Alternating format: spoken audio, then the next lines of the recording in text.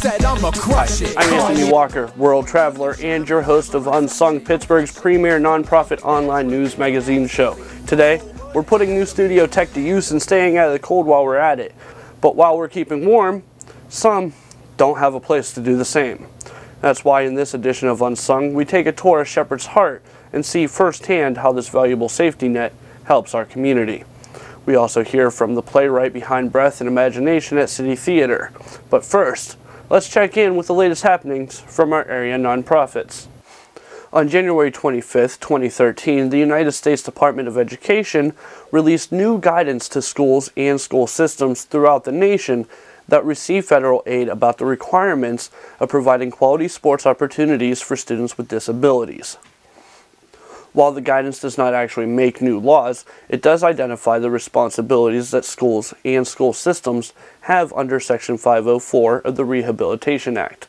This guidance aims not just to protect rights, but to promote unity and has instantly given inclusive sports more relevancy and focus in schools. The guidance also suggests that all students, not just those who join a sports team, should be exposed to the health, fitness, and nutritional benefits of physical activities. Special Olympics Pennsylvania can help schools get their equitable sports programming up and running. More information can be found at the address on your screen. Bricolage takes its popular Midnight Radio Junior on the road to Washington County middle schools thanks to a generous grant from the Benedum Foundation. This collaboration will support the 8th grade social studies curriculum and will be directly inspired by the history of the Civil War, as well as the 150th anniversary of the Battle of Gettysburg. This series of workshops began during the first week of March with a live performance of a Midnight Radio Junior style production for the school's 8th grade students.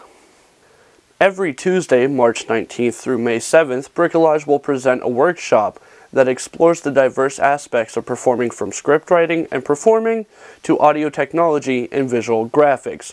Building upon the district's curriculum, the in-classroom workshops will focus on exploring what the students are already learning.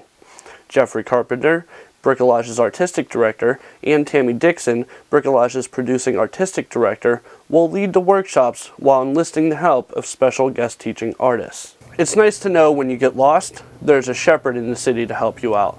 Unsung was happy to tour Sheperd's Heart and find out the story about this organization. Sheperd's Heart Veterans Home, we have a 15-bed transitional housing program where many of our veterans can stay upwards of 12 months to 15, 16 months. When they leave here, normally they will have their own place, being able to sustain themselves. We have a very high success rate, close to 80% of those that come into our program, veterans, succeed meeting their own personal objectives and goals and being able to make it on their own. The people that have graduated from here are also in the VA healthcare system, and that a lot of them are continuing to be productive members in society and trying to teach others. My wife and I moved to Pittsburgh in early June of 1993. I began walking the streets, going under bridges here in Pittsburgh that summer. And over the course of the next year and a half, 2 years, I was just stunned by not just the numbers of homeless individuals, but homeless veterans. And so literally our first Sunday service was in late August of 1995. And then in 2005, we were able to purchase our current building. And in 2007, we were able to open up the transitional housing for homeless veterans on the second floor. We have a homeless drop-in center open 7 days a week in the mornings during the winter, then 6 days a week during the rest of the year. And we'll see anywhere from 40 to 50, upwards of 100 homeless individuals, of which probably 20 to 30 are homeless veterans still living on the streets. So on a daily, weekly basis, we'll see anywhere from 500 to 600 during the course of a week, where we feed all the homeless. We have them breakfast, we have laundry, we have showers, we have counseling, drug and alcohol, we have morning prayer, individual prayer as well as corporate prayer, as well as we have referral to drug and alcohol counseling programs or recovery programs. So we have a free shuttle bus service. We provide transportation, free transportation for the homeless and the poor. There's the VA homeless healthcare outreach teams that come down and work with our veterans. We work with Operation Safety Net, which is a medical outreach team through Mercy Behavioral. Western Psych provides on-site psychiatric We have services from Sunday services where we work with 150 organizations, 100+ churches of all denominations that provide food on Sunday nights and donations. We receive an estimate of between $1.5 million to $2 million worth of gift-in-kind donations a year just to feed and house and provide services for the homeless. In Allegheny County, the numbers range, homeless individuals in general, we'll see about 12 to 1,300 on any given night, but we'll have easily double, if triple that, will experience homelessness. Of that, usually 20 to 30% are veterans. Back in 2000, I wound up coming into the VA healthcare system program. I myself was homeless. In that I ran into some problems with some drugs and alcohol, and by God's grace and mercy, I was able to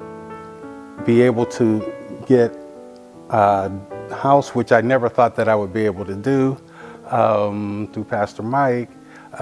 We own our duplex. On the one side we stay, and on the other side we rent to veterans.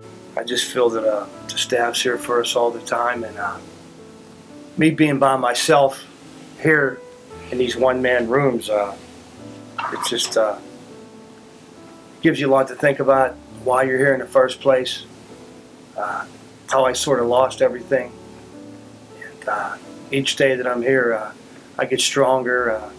I guess I'm here due to probably more financial issues.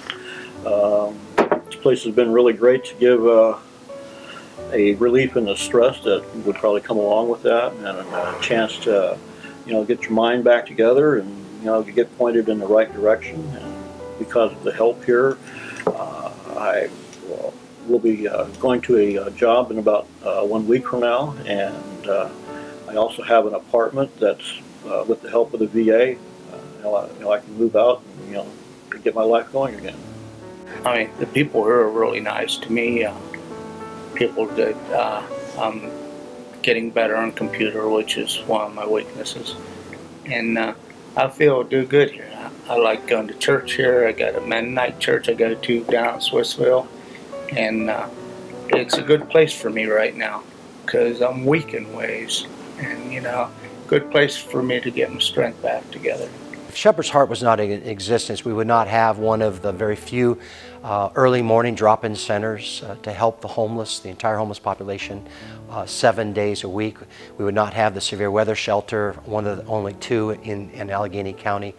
There will be a lot more people out on the streets. Resources that we connect them up with seems to help or sustain. The crime rate would be higher, the jail rate would be higher. They know that this here is a safe place.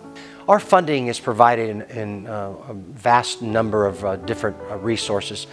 On our Sunday offering is about $20 to $25, mainly nickels and pennies and dimes and quarters. And so our Sunday offering, because we are a church, is very, very little. And so our support comes from a wide number of grants, private individuals, private businesses, churches, as well as the federal government, the VA, and our programs.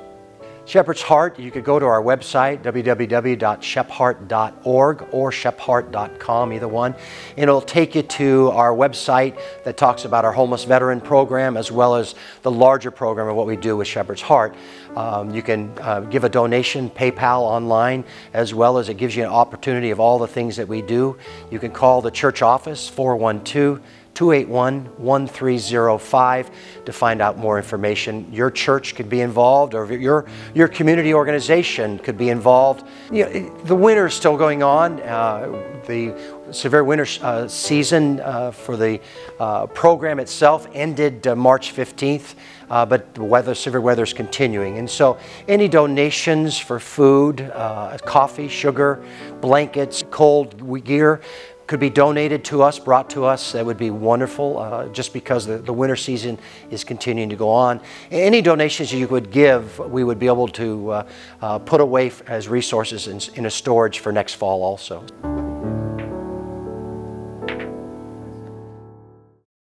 Daniel Beatty brings breath and imagination to the City Theater on Southside. He tells us the story of Roland Hayes, who journeyed from the dirt paths of Georgia to European stages, becoming the first African-American classic vocalist to be heard around the world. Let's take a look at it in this week's Pittsburgh on Video contribution.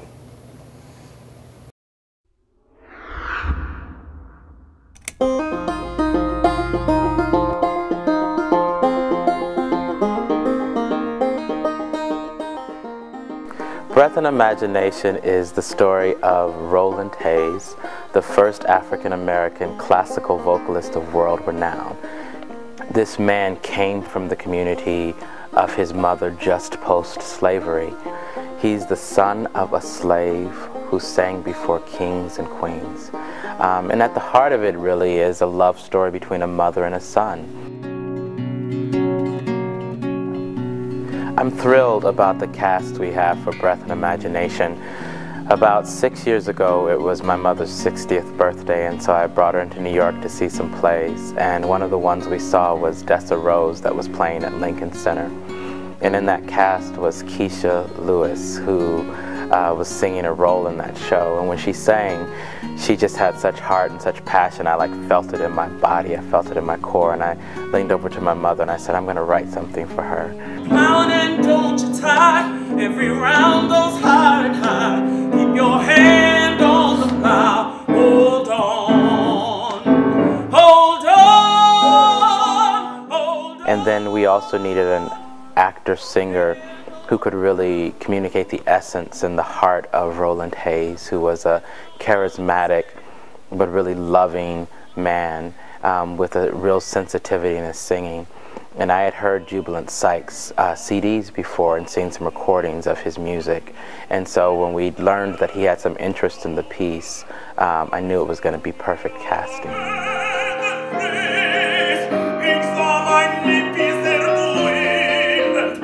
It's got classical music in it, it's got spirituals, and then it's got some original songs that I've created.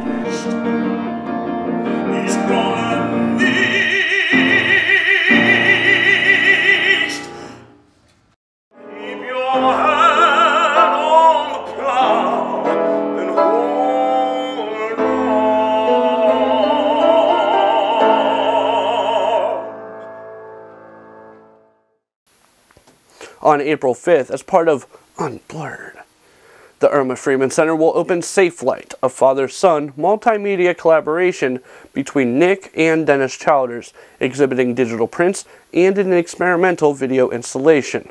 It's part of the monthly First Friday gallery crawl on Penn Avenue. There will be snacks, drinks, and live music on view through May 3rd. For more details, visit the link on your screen.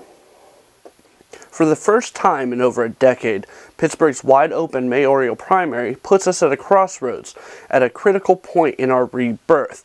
But what are our candidates' stands on issues most relevant to neighborhoods, the lifeblood of the city? How will they support efficiently and transparently neighborhood revitalization and catalyze investment in them? The Union Project will host a debate on April 11th to find out.